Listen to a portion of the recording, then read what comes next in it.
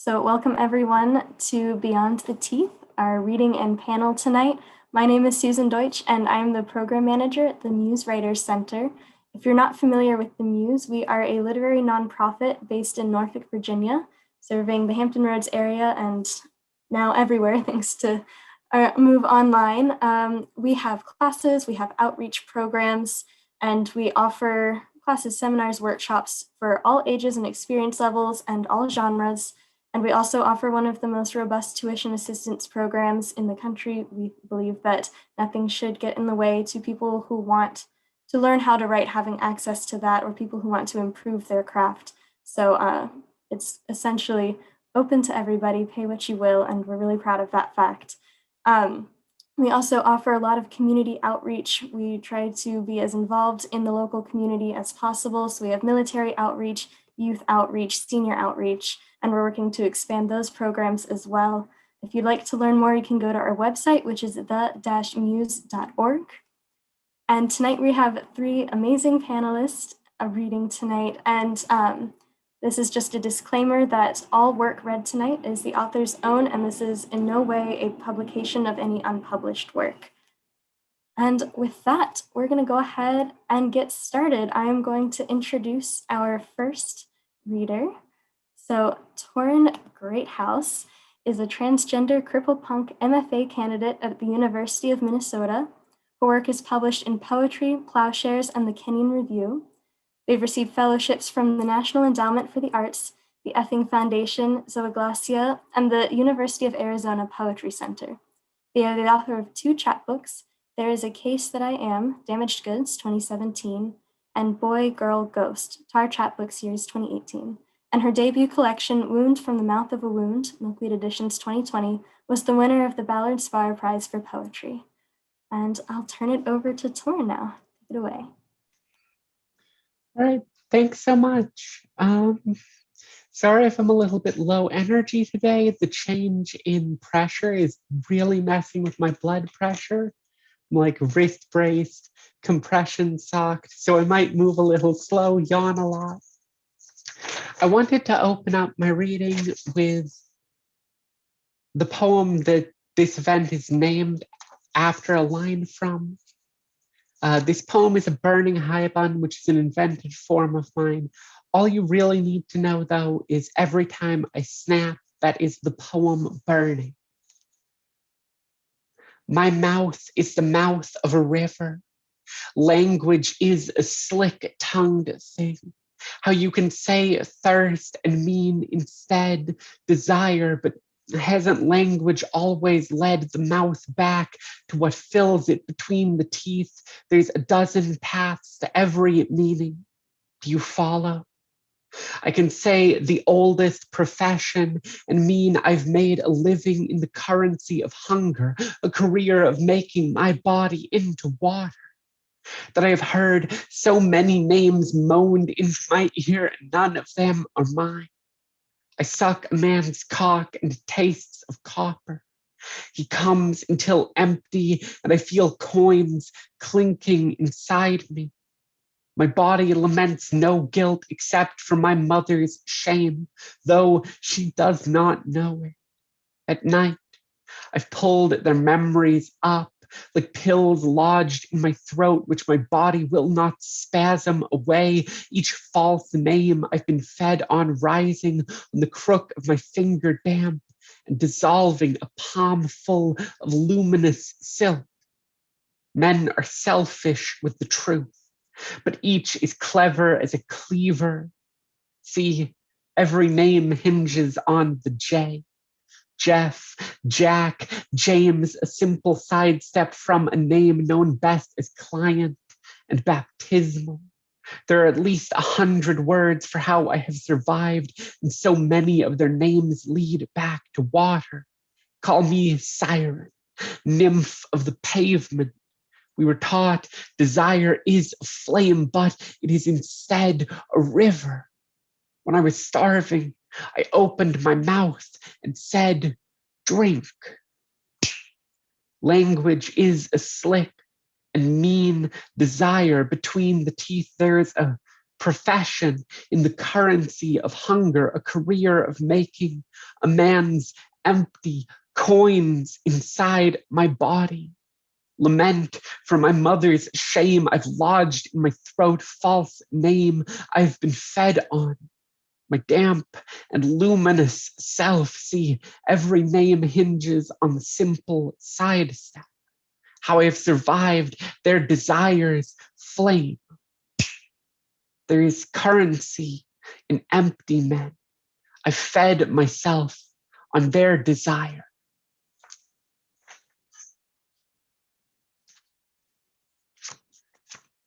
And then I just want to read one other poem, which is a poem from my debut collection, Wound from the Mouth of a Wound, dealing with the complications of being both trans and disabled and trying to exist in spaces of medicine and diagnosis and all of the ways that that makes life more difficult for me. This poem is after Natalie Diaz. Abecedarian, requiring further examination before a diagnosis can be determined. Antonym for me, a medical book. Replace all the punctuation, commas, periods, semicolons with question marks. Diagnosis is just apotheosis with sharper edges. New name for a myth already lived in. For the sake of thoroughness, I have given until my veins cratered, tests administered for HIV, cirrhosis, glucose, cancer, creatine, albumin, iron, platelets. I've slept for days, wired to machines, had my piss filtered for stray proteins, just to be safe still. Inside my body, kingdom with poisoned wells. I want anything but an elegy lining my bones.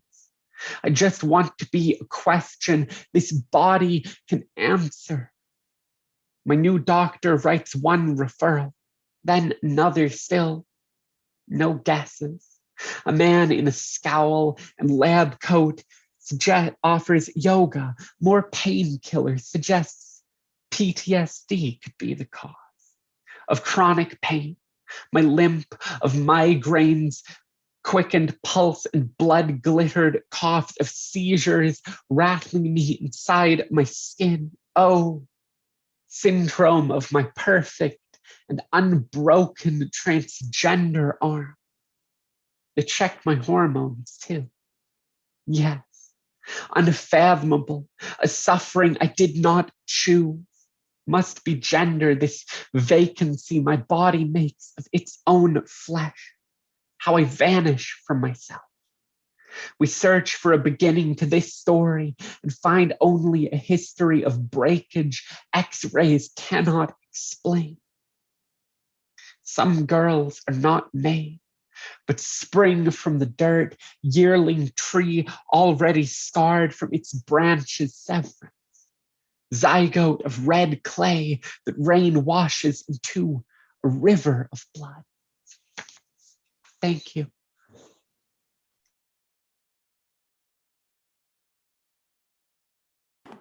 Thank you so much, Torrin. Those were beautiful. So our next reader is Briar Ripley Page. They are a disabled, neuroatypical, transmasculine person currently living in central Pennsylvania with their cat, Torgo. Their fiction and poetry has appeared in publications including Prismatica, Sporazine, Bee Stung, and Moon Park Review, and they've also self-published several short stories and 2 novellas. And one day, they will meet Ray Bradbury in the land of the dead and fight him. Here's Briar. Hi, so I am going to be reading the first section of a novella I wrote last year, which is called Corrupted Vessels, and it's about a very small cult that's only 2 and later 3 people. So here goes. River watched Ash dance around the shadowy squat. He fiddled with the old Instamatic camera he'd stolen from his parents' attic before he left their home forever. Ash's auburn curls swung in the opposite direction from their hands as they swayed and made slow, mystical gestures through the dusty air. It was late winter in the deep south, so the weather was pleasantly cool, the humidity bearable. River tried not to wonder how the two would fare without air conditioning when summer came creeping in with its clinging, sticky, fry-and-egg heat. Ash would take care of everything, River assured himself. They'd said so. They'd promised. And they always had so far. Ash was special, a prophet. The silver and quartz rings on their fingers, charged like mystical batteries with moonlight and salt water instead of electric current, flashed beneath glints of green light. The light leaked through cracks in the inexpertly boarded up windows of the abandoned house's second floor. Ash was humming. Then, Ash was mumbling words that sounded like nonsense to River, but that he knew were really an angelic language. Yes, it had seemed crazy at first. Apart from speaking to angels, though, Ash didn't act like a crazy person. They were smarter than anyone River had ever met. They could talk to all sorts of people, blending in easily among groups of men or groups of women, groups of dive bar pool players or gay nightclub ravers or upscale coffee house yuppies. Ash would simply adjust their posture and voice, take some jewelry off or put some on, and they would be immediately accepted into the fold. River, perpetual outsider, Ash's opposite, had to skulk around the outskirts of the room until Ash returned to him triumphant, bearing a wad of cash or several scribbled down phone numbers or an offer of food and a couch to crash on for the night. Ash had kept them both safe, sheltered, fed, and clothed for months of homeless wandering. Neither had gotten sick or badly injured. No one had attacked them or stolen from them, and the cops hadn't bothered them even once in all that time. River remembered how much worse it had been for him before he joined up with Ash. The only explanation for this kind of luck was genius or magic. And if Ash, the genius, told River it was magic, who was he to argue? River propped his bare, muddy feet up on the side of the doorframe. The peeling paint felt scratchy beneath his toes, and he scooted his back more firmly into the small, overturned table he leaned against. The house was a mess now, but River was sure he and Ash would be able to fix it up into a home, and a temple the way Ash wanted, of course. In any case, a place where they could both live for a pretty long time. In the next room, Ash traced planetary symbols into the dirt and dust on the floorboards with the toes of their boots. River decided to take a photo. He didn't use the camera much, but this seemed a worthy occasion to commemorate. Ash was deep in their ritual trance, paying no attention to River's activities, so it was probably safe. He lifted the camera, focusing on Ash, but making sure his grubby sweatpants and grubbier feet were in the frame, too. This picture would be about the two of them together. Click. Flash. The Instamatic barfed out a snapshot, blank gray square in the middle of a shiny white frame. River held it close to his face and watched the image form in slow patches. It looked good in the end, although his feet were washed out blurs. Ash was a ghost in the background, their long copper hair and one pale hand the most visible parts of them. That was fitting, River thought, and he stuck the photo inside his book for safekeeping. It nestled snug between his favorite pages, the ones with the black and white printed William Blake drawings that Ash had colored in with pencils. Ash had also given the drawings new titles, their photocopied handwriting sharper and blacker than the lines comprising the photocopied images. The picture of the beautiful, naked young man floating in a sphere filled with other nude figures was colored in shades of green and blue and gray, and Ash's swirling letters underneath it read, "River assumes his true form in the final days." River, who did not look much like the beautiful, naked young man in the drawing at all, and did not really believe he ever would, was touched almost to tears. "Are you contemplating the world to come, kid?" Ash's lilting voice jolted River, made him bump his head against the table. He hadn't noticed his friend stop their ritual and cross the floorboards to stand beside him. It always amazed River how Ash could move without sound like that, even on old, uneven wood floors in big, clompy boots. He looked up at Ash and tried not to sound awed or spooked. "I'm not a child," said River. "I'm nearly 16. That's what, 7 years younger than you?" "Oh, more like 7,000, said Ash. "Your soul is old, River, but mine is far older. You'll always be a child to me." They chuckled. River felt a surge of frustration. It was not a new frustration. It had been with him since he first met Ash. Ash bent gracefully and plucked River's photograph out of the book.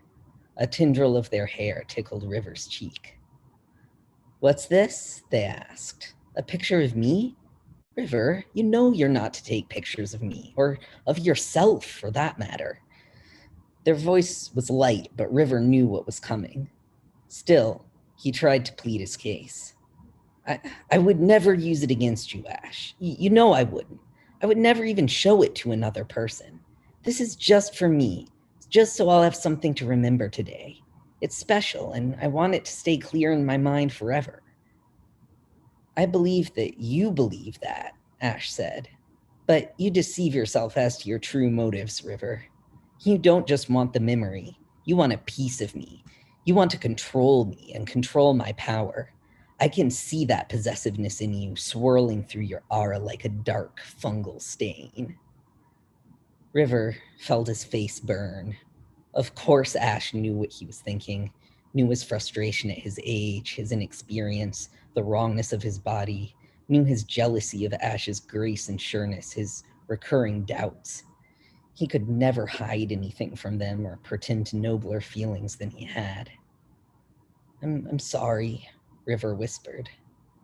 "That's all right," Ash assured him, tousling his lank, greasy hair as though it wasn't disgusting at all. "I'll help you purify that stain. Let go of that possessiveness. You know what we have to do, don't you?" "Yes," said River. He swallowed. "But it's a pretty long way back to the nearest body of running water, that creek near the highway." No. Water is your primary element. For a photograph of me, we have to perform a fire purification." "My feet are in it," River pointed out. "Faces and hands," said Ash with authority, "contain more of a body's spiritual essence than feet. Do you have a lighter, River?" "I have a few. Most of them work, I think." "Fetch me one that's yellow or red." River stood and pulled his army surplus jacket from behind the other side of the table. He rummaged through its pockets until he found a miniature neon orange Bic lighter. "Will this work?" Ash nodded. "Acceptable. I'll begin preparing the ceremonial space in the front yard." They shook their head, lips quirking in a rueful smile. "I had hoped we'd get the house a little more cleaned up this afternoon, but this," they brandished the photograph at River, "is much too dangerous to leave for later." River could sense the wretchedness accumulating around him like a fog. He could almost feel the touch of that fungal stain that only Ash could see. "I'm sorry," he said again. "Don't apologize," said Ash. Their tone of voice made it clear that they were long-suffering, but magnanimous enough not to hold River's fuck-ups against him. "It's all right. What sort of spiritual guide would I be if I didn't help other fleshly pieces of God achieve enlightenment? If I didn't protect them from themselves and model correct behavior?" River cracked his toes in the dust and dirt on the floorboards. It hurt and left big, ugly smudges like wounds. "Thank you, Ash," he said sincerely. "Okay." "Thanks." Thank you, Briar. Thanks so much for reading. All right, our next reader is Kit Yan. Kit is a yellow American, New York-based artist born in Enping, China, and raised in the Kingdom of Hawaii. Kit is a 2021 Cleveland Prize recipient for libretto, a Vivace Award recipient for Big Ideas in Musical Theater, a former Musical Theater Factory Makers Fellow, a Playwright Center Fellow, Company 1 POW Arts Fellow, Lincoln Center Writer-in-Residence, Dramatists Guild Foundation Fellow, and McDowell Fellow. Their works include Interstate, which won Best Lyrics at the 2018 New York Musical Theater Festival, Queer Heartache, which won 5 awards at the Chicago and San Francisco Fringe Festivals, and Misstep, which received a first draft commission from Fifth Avenue Theater. All right, Kit, all yours. Thanks, Susan. And so excited to be here, and so much gratitude to Torrin and Briar for their incredible art and work. I feel really blessed to be in this company. I'm going to read a monologue that I wrote for a commercial theater project I did recently. And I primarily write plays and musicals for stage and screen. And I haven't read something out loud in years. I'm not even kidding. So this is like definitely exercising a muscle I haven't used in a while. So excited to do that. Okay. I'm 33 years old, and until today, when someone explained it to me, here's what I know about periods. Every month, people with uteruses release eggs. Those eggs travel down the pee hole, cut the walls of the pee hole up for a week. That's why we bleed. I never liked having periods. I hated the thought of all those eggs coming out of me, and I hate waste. Like, why can't we eat our eggs like chickens do? Having a period is like throwing away free omelets every month. My periods stopped 11 years ago when I started tea. I don't really know the science, but testosterone does something to my body. Maybe it like melts the eggs or turns them into pee or poop or something, whatever. But ever since I started taking tea, no period.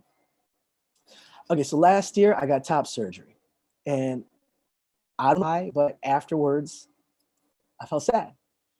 I liked that my breasts were a secret I kept from the world. And when I felt like it, I could bring them out for fun or for sex or just to jiggle. I liked having something that tethered me to womanhood, even though intellectually I knew that bodies do not define gender. Anyway, because I was sad and I couldn't move my arms, I decided to try something. I thought to myself, because a new chest was going to make me present as a man, I didn't think I needed testosterone to make me even more masculine. I never really felt like a man or a woman. I felt male adjacent, even though doctors and therapists have always told me to choose a side. Nowadays, I have an awesome doctor, but regardless, I decided not to consult him when I stopped tea. I trust my doctor, but I don't trust medicine. They don't even study bodies like mine, so what do they know? I've studied my body for 33 years. So a few weeks after I was off tea, I started to feel weak. I was low energy, my muscles shrank, and I was gaining fat. I knew that my body would kind of unwind itself, but a few weeks after I stopped, I never stabilized. Then 2 months after I stopped tea, you know what? I'm going to pause. I haven't done a reading in a while, so I should do some content notes. I'm going to talk about like body. I already did that. Sorry, apologies for that. I'm going to talk about blood. I'm going to talk about going to the hospital. I think that covers it. Okay. Then I'm going to rewind a little bit too. So a few weeks after I was off tea, I started to feel weak. I was low energy and my muscles shrank and I was gaining fat, and I knew that my body would kind of wind itself. But a few weeks after I stopped, I never stabilized. Then 2 months after I stopped tea, I started bleeding down there, and it hurt. Like it feels like it's trying to kill me, and it's heavy. Empty my diva cup every hour heavy. It's just overflowing. It's so heavy. I decided I would sleep in the bathtub and just let it run all out of me. I thought, damn, maybe tea makes your body store its eggs. So like 11 years of eggs are coming out of me. I'm a miracle of science. As I lay in the bathtub, I feel a sharp pain, a twist, and then something as big and bloody as a human heart pops out of me. Can your heart fall out? How long can your body survive without a heart? I felt like I was dying. Another heart came out of me, and then another, and then I went pale and I couldn't move. But still, nothing could convince me to go to the hospital. Luckily, I text my best friend Bex, and he comes over and puts me in a cab. I'm too weak to protest. I bring a Tupperware in case more hearts fall out of me. I end up at Park Slope Presbyterian getting a blood transfusion because all of the eggs that have cut up my pee hole. But when the blood hits me, I instantly feel alive again. I'm not sure why I didn't Google any of this stuff until now, but I was today years old when I learned that testosterone increases red blood cells. I guess on testosterone, I have more blood, more energy, more privilege. Without T, I was giving birth to heart-sized blood clots. And now that I know what a period is, I was shedding some protective linings. I've always told myself that knowledge is power, but until today, I didn't want to know. Maybe knowing about my body made me feel less male, but not knowing about my body made me feel less human, which I guess is how I almost died. I wondered to myself after that day in the hospital, should I take T again and stop the super periods and leave womanhood behind? Or should I live in a bathtub for the rest of my life? Until that day in the hospital, I didn't want to know how to safely moderate my hormones. And until today, I didn't want to know about my period. I think I'm ready for that to change. Nowadays, I take a very low dose of testosterone. My body feels good being on the edge. And sometimes when I come, a little blood shoots out, reminding me that this is my body. Reminding me that this body is my legacy. And my legacy is bloody. Siri, how do you get bloodstains out of sheets?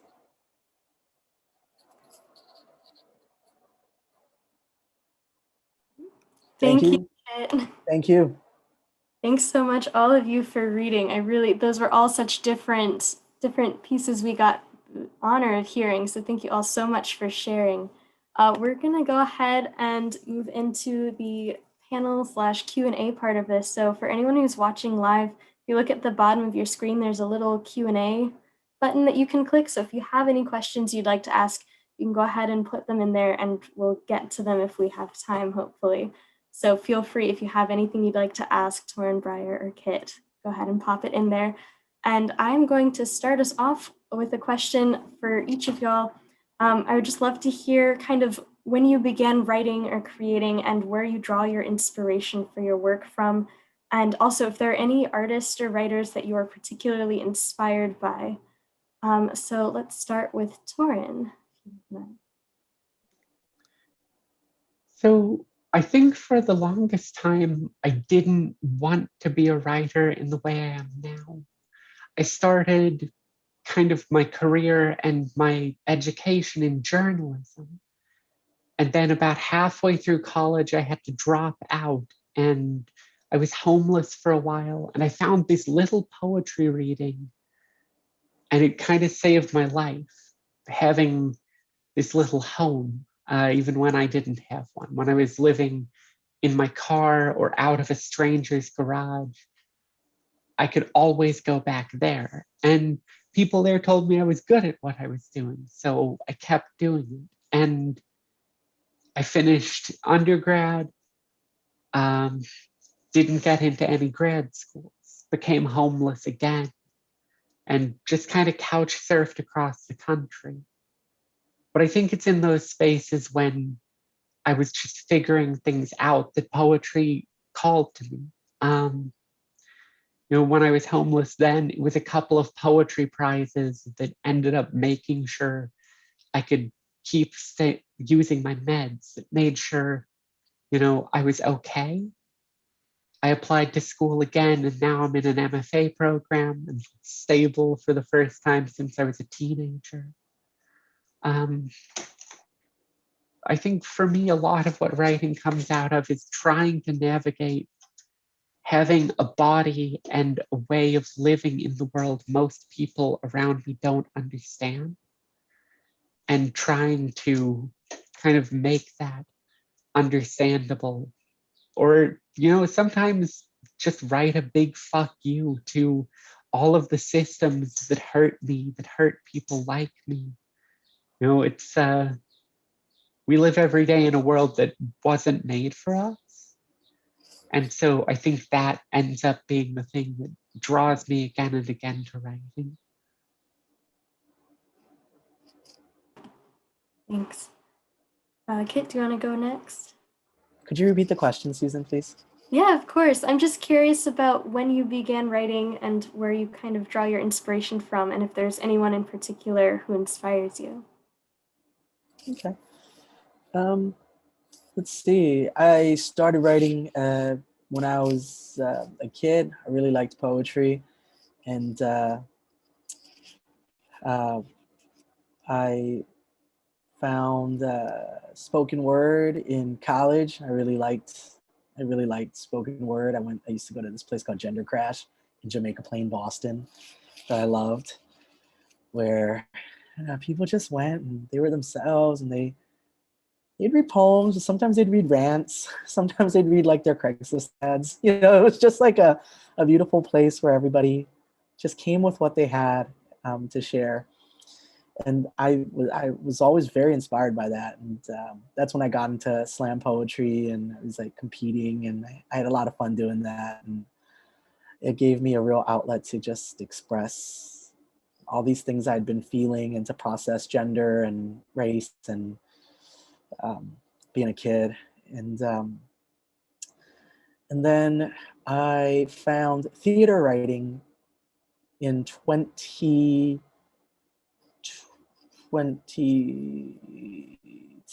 or 20, somewhere around 2010, 2012, when I had gone on this big tour across the country with my frequent collaborator, my main collaborator, Melissa Lee, and we decided to turn the story of our lives on the road into a musical. And that's when I started writing plays and musicals.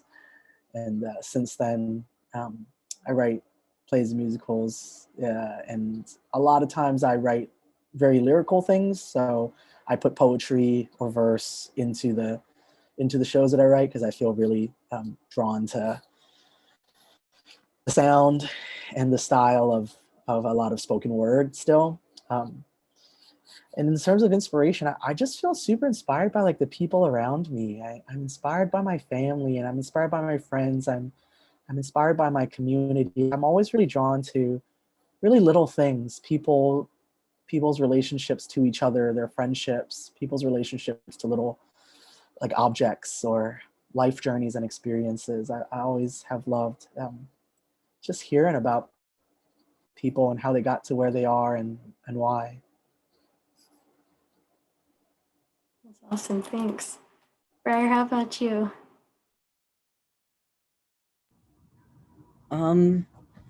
Well, when I was a kid, I didn't actually learn to read super early or anything, but I have always liked books, and I would, memorize my favorite books as a child. So my parents thought that I'd learned to read early, but I couldn't until I was 6 or 7. But after that, I really, it was always something I loved. I was not particularly precocious. Actually, I was in special ed all through elementary school, and I spent part of the day in a regular classroom, but not most of the day. But I would still go and read things anytime that I was able. And they were not, I was not an extraordinarily precocious child or anything. These were not really super challenging books. A lot of the time they were like,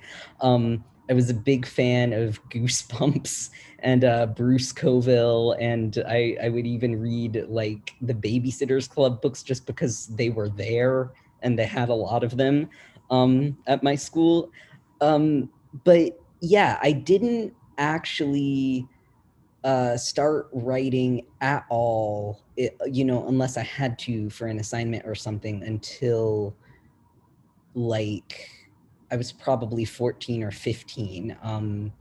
And at that point, I love to read, but it never occurred to me as something that I could do. It seemed like, that's something these other people who have incredible skills do. It's not for me. I just enjoy it and appreciate it. But yeah, when I was in about ninth grade, by this point I was, in regular classes at school, and I would get writing assignments, and I figured out two things, which were, first, I was really getting into like music with very elaborate lyrics, and I wanted to try writing songs, but I had no musical ability and couldn't sing.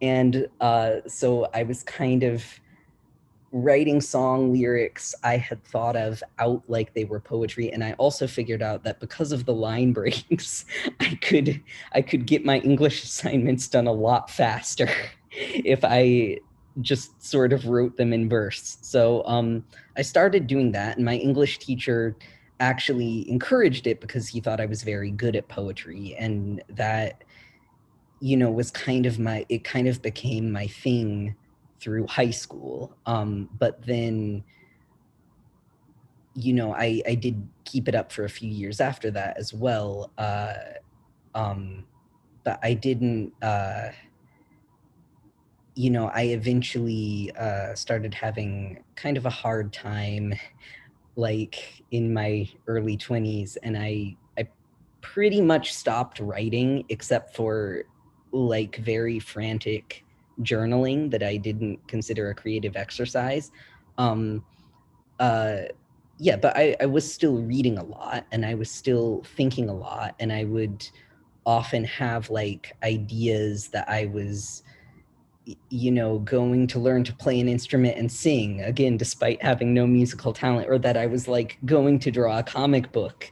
And, so I definitely was having ideas for like stories or things I wanted to do creatively, but I was always kind of giving up on these. And, my life was just sort of chaotic for a while. And I was leaving a lot of half-finished stuff in my wake. But, eventually I got more stable in my later 20s, and I actually went to college to major in English. And at, somewhere in there, it did occur to me, oh, I should, maybe try writing fiction. I didn't have to for a class or anything. I was just like, oh, I've been writing all these essays and I'm not bad at it, and I have a lot of ideas, so maybe I could try stories. And I think the first few were really rough, but it became kind of a good outlet for me, and something that I really took to in a way that I didn't take to sort of those other creative things that I'd tried earlier in my life.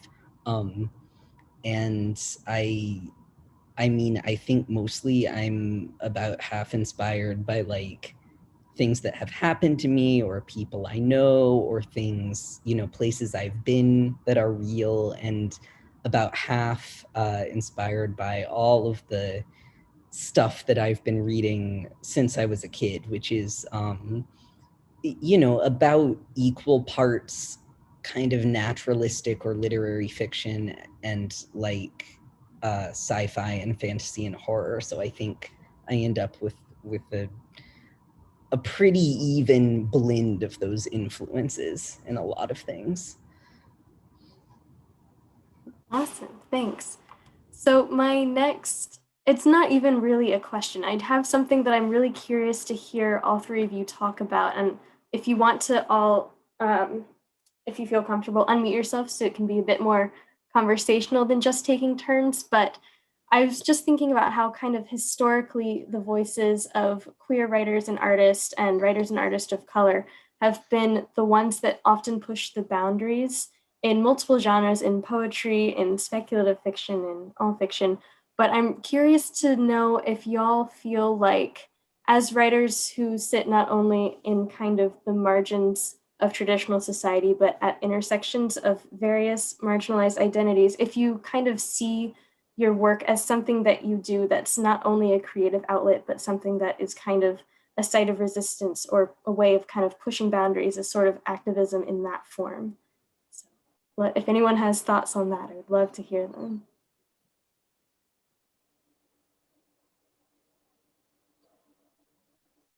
I'll jump in here. I do feel like a lot of the work we're doing in this room today and a lot of the folks in our communities, like the act of witnessing ourselves, witnessing our communities, our friends, the people around us, and then archiving that by writing about it, just to remember that we existed and remember that our stories, our lives took many paths and roads, is a real it's a real feat, and it is an act of resistance, and it's an act of joy. It's an act of celebrating and remembering ourselves, even if it's hard, and even if all the stories are not really glamorous or shiny. And that I always think that's a beautiful thing. When I hit writer's block and I can't finish a project or a deadline or something, I just journal, because I write down like what I went through that day, or write down something I'm feeling, and I think that even that in itself is a bold thing to do, to be able to remember yourself. Kid, I really appreciated that you brought the idea of like archiving and of like an archive into the room. I think I have a hard time thinking about any of the work I do as activism, because I have so many friends who are doing more literal activism, whose feet are on the ground, who are protesting, who are putting together collective actions. When I think about the work I do, I often think about it in terms of archiving, of being a historian.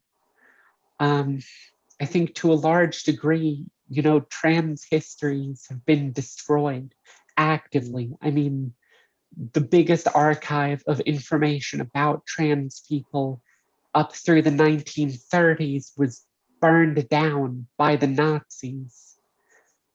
And so just thinking about what it means to like hold my stories, hold the stories of people I'm in community with, and try and put it down in a way that's going to last longer than me, that's going to have some kind of staying power. Yeah, I think that's the big thing for me, is like history, like the work of being a historian, of being a journalist, of making sure things aren't forgotten. Yeah, I would say I don't usually think about people in the future reading things I write necessarily. I try not to think about the future too much. But I do, I said before, I read a lot when I was a kid, and I was a pretty lonely kid. And I know that what really served as a lifeline for me was just having access to stories that made me understand that the things that I was feeling in myself and experiencing, and the the types of understandings I was coming to have about the world weren't unique to me, and that other people had also experienced similar things throughout time, and that in fact, some of these things could be expressed in really beautiful, moving ways. And I would love to provide that to someone who, feels like they don't have the vocabulary to describe something about their life, or like they're the only person who's ever been in a particular kind of fucked up position or whatever. I think if I can do that for even a few people, I'll be very happy. And feel I've accomplished something. Yeah, it sounds like I mean, I think all art is about connection, and I think connection becomes really, really important in communities like Torrin, like you brought up, where there's a history of actively trying to destroy those connections and destroy that community and the people that make it up in general. Also, for everyone who's watching live, if you have any questions, feel free to put them in the chat or the Q&A. Also, I don't know if if you have any questions for each other, having heard each other's work for possibly the first time at all. I also have a few other questions I can bring up, but if y'all wanted to ask each other anything, feel free. I don't have a question, but so much as like a little response to something you said, Torrin. And I've had sometimes the feeling too that like, it's kind of especially during COVID, that like what I know what I do is important, but like sometimes it's not the most important thing, like the art that I make. And you know, because I do think like there are people like activists doing like frontline work and really on the ground. And then at some point, I think I realized that we're all our work really feeds into each other. And the activists go home and they read our poems, or they see our plays, or we go on Instagram and we get the call to action and we go out and we're in the protests in the streets. And that then other people are workers supporting us in so many ways. And you know, it's like a beautiful feeling to know that I think this, like, regardless of how we're showing up for the movement, that we all have a unique part that feeds into the other unique parts.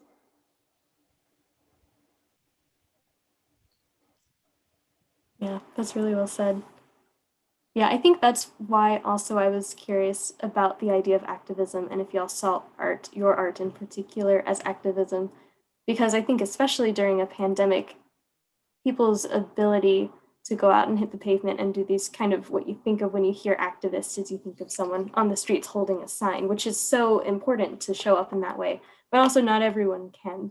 And I think, for me at least, I also consider a lot of forms of art as a form of activism. And I love this idea of archiving too, that y'all mentioned. I'm also really curious, this is a slight, not quite an about face, but a slight turn towards, you all mentioned when you were talking about how you kind of came to where you are in your writing journey, that you all started off in different genres than what you're primarily focused on now, it sounds like. So I'd love to hear y'all talk about that, and if you find that you kind of use different genres or forms to express different ideas, or to express similar ideas in different ways, if that makes sense.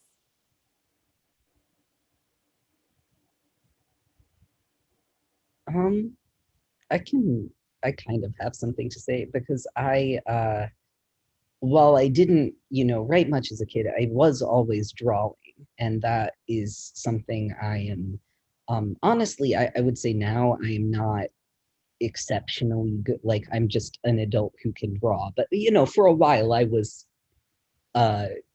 considered really good at it or whatever. And it was sort of the way I felt most comfortable expressing myself.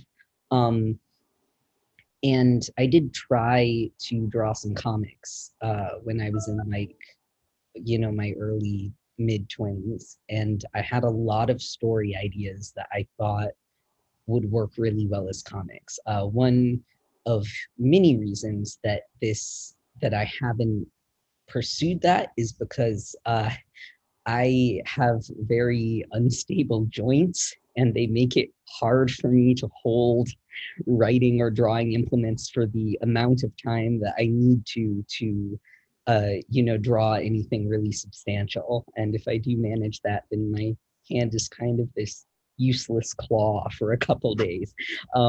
So I still draw, but comics were not going to be my path in life, clearly. But what I have kept, I think, is I think the way that I picture things in my mind, and the way that I picture the events of a story happening as I'm writing them, is extremely visual. And it's a bit like a movie, but I think typically it's more like a series of tableaus or like a comic than like moving kinetic images. And I'm not sure if that necessarily comes through in how I write or not. I do think I tend to include a lot of visual description and like notes about how people are standing or moving, and that probably stems from there. But it's I don't know, it does interest me because I know a lot of writers will be like, well, I think in words, my inner monologue is like a stream of text or whatever, and I don't really have that. Right. Kit, I know you have a hard out in a few minutes, but did you have anything you wanted to add on there? Yeah, 10 years ago, if somebody told me I was going to make a full-time living writing musicals, I would have laughed in their face. Like, there's no way. So I did not expect my life to go where it has gone. When I went to college, I wanted to be a candy manufacturer. And then I was a slam poet, and now I'm a musical theater writer. I'm a playwright, a screenwriter. And so it has been a wild adventure and a really just glorious one in a lot of surprising ways.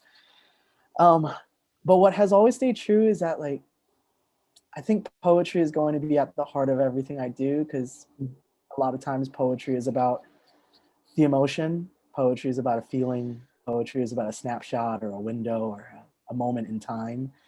And I'm always so drawn to moments in time, very specific points, and then unpacking that, figuring out like why did these two people love each other, or why did these two friends decide to go on the road, or what does this piece of jewelry mean to this man, like those kinds of things. And then once you peel back the layers on the onion, you just end up in so many places and memories, and you discover things when you follow a story like that, which I'd be curious to hear about from Torrin about being a journalist in terms of following a story, because I think I really admire the work of journalists as well. So yeah, it has been an unexpected path, but deeply rooted in the emotion of it. I think a big thing for me in the way I relate to journalism was, one, the discovery that I didn't, when I was doing journalism, like kind of reporting as much as I liked archival work. One of my favorite things I ever got to do was write a story about the history of a soup kitchen, which is actually the oldest soup kitchen on the West Coast. But because the woman who founded it had died 10 years before, it was some interviews, some visiting the soup kitchen, but mostly archival research, going into like court records because the city tried to close down the soup kitchen, going into like emails, old newspaper articles. And I think that approach to like archival research has become so big in the way I think about poems. And also the archival research sort of taught me the chops to get into etymological research. The etymology and the origins and histories of words are really important to me. And so kind of getting the ability to explore it in that way, to that depth. Another big thing for me recently is that I'm trying to get back into writing prose, specifically like long form essays. I've written a few. I think I have one published from a while back, but I've been thinking about the idea of a memoir made up of essays, a lot of it being to do with like thinking about, and I love that you mentioned horror earlier, Briar, because I think a big thing for me is I want to write about how I relate to horror. Because I think trans people have a very unique relationship to horror. I think disabled people have a really unique relationship to horror. And it's also not a genre that loves us back. Hmm. And so I'm really interested in trying to move through that and figure out how to talk about loving a thing that doesn't love me back, but is also so fundamental to how I understand myself and the way I move in the world. Well, please let me know when you've written that, because that sounds incredible. Torrin, I just finished a horror piece, and it was very different than anything I've ever done before. To sort of like excavate that darkness, because by default I'm extremely optimistic, but it really was it was interesting to sort of follow that thread and pull on that thread of like what's underneath the sunshine. Right. I know Kit has to dip out so shortly, unfortunately. There is a question in the Q&A about how you work through your creative process. If y'all want, we can touch on that super briefly. I think we've kind of circled it, but I think this seems to be more about the nitty-gritty. I'm also putting everyone's websites in the chat, so make sure you go and check out their work. Yeah, I think we're probably not going to have time to get to that today, but thank you so much to all of our amazing panelists for coming, to everyone who's watching live and anyone who's watching this after the fact. Like I said, websites are in the Zoom chat. If you are not watching on Zoom and are watching this later, they'll be in the event description as well, wherever you're watching this. Again, we're at the Muse Writers Center at the-muse.org. We have a bunch of other exciting events coming up, including a book launch and poetry reading for not only a local poet, but also my high school English teacher, Eddie Dow. But yes, thank you all so much for coming. Make sure to check out the Muse, check out all of these amazing artists here, and have a wonderful night. Happy Monday, or happy whatever day it is you're watching.